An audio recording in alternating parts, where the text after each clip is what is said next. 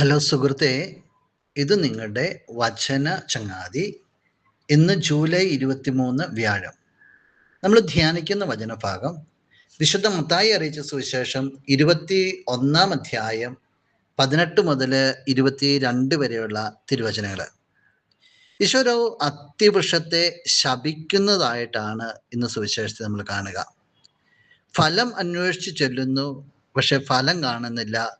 ഈശോ കരുണയില്ലാതെ ആ വൃക്ഷത്തോട് പെരുമാറിയാണ്. നമ്മളെ വല്ലാതെ അത്ഭുതപ്പെടുത്തും. എപ്പോഴും കരുണ കാണിക്കുന്ന ഈശോ, നടന്നു പോകുന്ന വഴികളെല്ലാം കരുണയോട് മാത്രം നോക്കിയ ഈശോ ഇവിടെ ഒരു വൃക്ഷത്തെ ശപിച്ചു കളയാണ്, സമൂലം ഉണങ്ങിപ്പോയാണ്.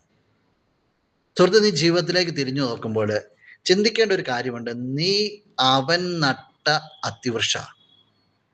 അവൻ നട്ട അത്തിവൃക്ഷം എന്ന് പറയുമ്പോൾ അവന് വേണ്ടി, അവൻ്റെ ആഗ്രഹത്തിന് വേണ്ടി, അവൻ്റെതായ കണക്കൂട്ടലുകൾക്ക് വേണ്ടി, അവൻ്റെ രാജ്യത്തിന് വേണ്ടി അവൻ പ്രത്യേക സ്നേഹവും കരുണയെല്ലാം കാണിച്ചുകൊണ്ട് നട്ട അത്തിവൃക്ഷമാണ്. ഏറെ സ്നേഹിക്കുന്നുണ്ട് ഈ അത്തിവൃക്ഷത്തെ. ഈ അത്തിവൃക്ഷത്തിന് ഒരു പ്രത്യേകത ഉണ്ടാകണം.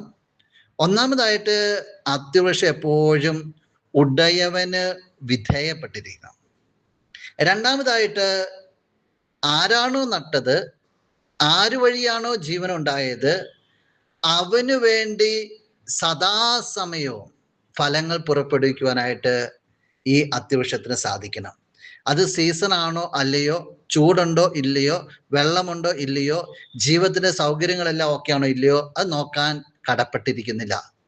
ഏതൊക്കെ അവസ്ഥകളിലൂടെയാണ് ജീവിതം കടന്നു പോകണമെങ്കിലും, കാലാവസ്ഥ അനുകൂലമാണെങ്കിലും പ്രതികൂലമാണെങ്കിലും അവന് വേണ്ടി ഫലം ചൂടിയേ തീരത്തുള്ളൂ. കാരണം നിനക്ക് വേണ്ടതെല്ലാം അവൻ നിന്റെ ജീവിതത്തിൽ തന്നിട്ടുണ്ട്. ഇനി നീ അവന് വേണ്ടി നിലകൊള്ളണമെന്ന്. അല്ലെങ്കിൽ യുഗാന്ത്യത്തിൽ നീയും മാറ്റപ്പെടും. സുഹൃത്തെ, ആഴത്തിൽ ചിന്തിക്കണം. എത്രത്തോളം നീ നിന്റെ ദൈവത്തിന് വേണ്ടി നിലകൊള്ളുന്നുണ്ടെന്ന്. നമുക്ക് പ്രാർത്ഥിക്കാം. എൻ്റെ സ്വർഗീയ ചങ്ങാതി, എന്നെ കേൾക്കുന്ന ചങ്ങാതിയെ സമർപ്പിക്കുകയാണ്. നീയാണ് ഉടയവൻ എന്ന ബോധ്യത്തിൽ നീങ്ങുവാനായിട്ടും, നിനക്ക് വേണ്ടി സദാസമയവും നീ ആഗ്രഹിക്കുന്ന രീതിയിൽ ഫലം ചൂടുവാനുമായിട്ട് എൻ്റെ ചങ്ങാതിയെ സഹായിക്കണമേ. ആമേൻ.